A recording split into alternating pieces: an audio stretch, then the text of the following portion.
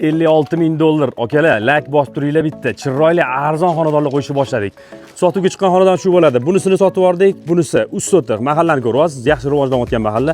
Mana bunaqa, mahalla yaxshi bo'lmasa, mana bunaqa baland uy qurilmaydi akalar. Endi tushuntiraman ichkarida planirovkani. Bismillah deb xonadon kirdik. Gazlashgan xonadon bo'ladi. Topli poladan chiqarilgan elektr montajlari bo'lgan. Shunaqa seli, uzun naves bo'ylab kirib boryapmiz biz. Ko'rasiz, plastikli qoqib qo'yilgan, gips kartonlar qoqilgan. Mashalloh, xonadon sizga kulib boqib turibdi-yu. Zelenzonlarga bitta e'tibor bering. Past tarafdan boshlaysiz, bitta podval, bitta oshxona bor, bu yoqda zal. Endi xonadonni bu yoq tarafdan ko'rinishi. Tashqari taraf uchun bitta sanuzul uchun joy tashab ketilgan, ko'ryapsiz, chiroyli holatda. Asosiy binoga kirib boramiz. Qurilishiga bitta e'tibor bering, qarang, 1,5 tig'ish tashalgan. Chiqyapmiz, 3 tasini bo'ylab bu yerda to'pli pollarni qilib qo'yilgan, bu yerda bitta ota-onalar yotoqxonasi, o'zini sanuzul bilan birga bo'ladi. Zalli kattaligiga e'tibor qaratasizlar. Tashqari qaragan panoramli romlari chiroyli holatda gips kartonlar qoqilgan. Endi tepa qavat ikkita xona qilib foydalanib olgan. Bu yerga kirish o'tganlarni qo'yib yuborasiz. Chiqdik, to'g'rida bitta sanuzul, o'ta bitta zal hisobi foydalanasiz.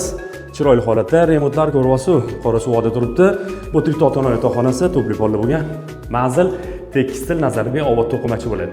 Start 56 ming dollar qo'ydik, raqam qoldirib qo'yamiz. Tezkor sotuv barakasini qo'rsanglar bo'ladi. 3 sotix, 5 ta xona, oshxona, podval. Uchastkani ko'rdinglar, mahallani ko'rdinglar, baquvvat holatda qurilgan. Raqam qoladi, qo'ng'iroq qilib barakasini qilsanglar bo'ladi. Sog' bo'lasizlar.